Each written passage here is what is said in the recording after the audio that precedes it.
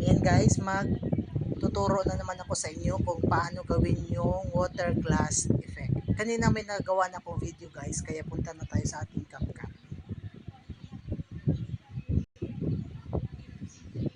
Ayan, nandito na tayo.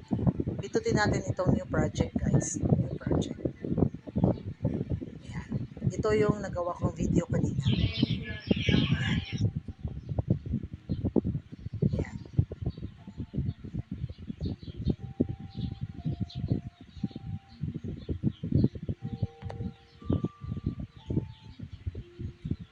I-trim natin itong video guys kasi medyo mahaba. Yung hindi na magamit, i-delete natin. Ayan. Delete natin itong nasa unahan guys. Ayan.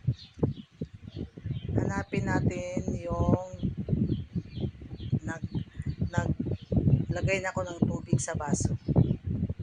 Yan. Yan. I-split natin guys. Tapos itong pangalawang video, yung karugtong, add overlay natin.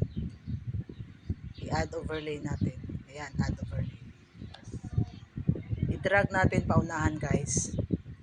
Doon kung saan ko pinindot yung cellphone.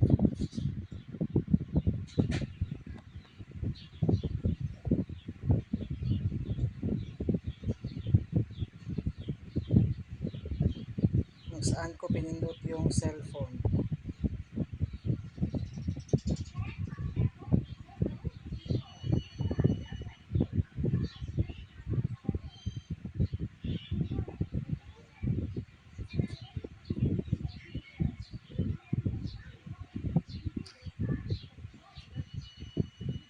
O, dyan guys. Pindutin natin yung pangalawang video. Hanapin natin yung mask. Yung mask. Andito na yung mask. Tapos itong horizontal. Ayan.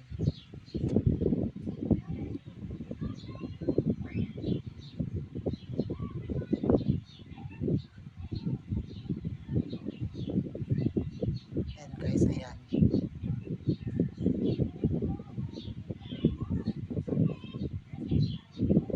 Ayan. Lagyan natin ng medyo konting shadow guys para hindi mahalata yung yung mask. Ayan. Ayan, okay na yan. Tingnan natin yung gawa natin guys. Check natin.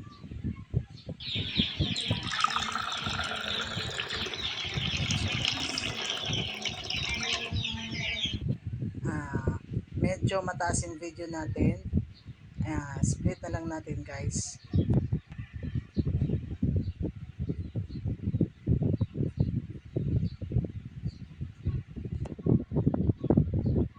Split natin dyan. Itong nasa ito, i-delete natin ito. Ayan. Tapos yung dito din, medyo mahaba siya. Ayan. Ayan. Dyan lang, dapat magkarugtong sila guys. Split natin. Delete natin ito. Drag natin ito guys. Ayan. Tingnan natin. Ayan na siya guys. I-delete natin dito guys kasi delete natin dito. Dapat kung ano yung video na nasa taas, magkasing haba lang sila ng nasa baba na video. Split natin ito. I-delete natin ito nasa huli.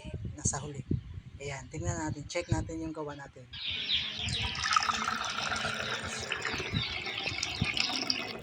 Ayan, yun lang guys, yun lang. Ayan, export na natin guys, export. Huwag galawin yung cellphone guys hanggat hindi natatapos yung exporting. Ayan. Daan na natin. Ayan, yun na yan. Yun na yun guys. Sana may natutunan kayo kahit konti sa aking tutorial sa inyo.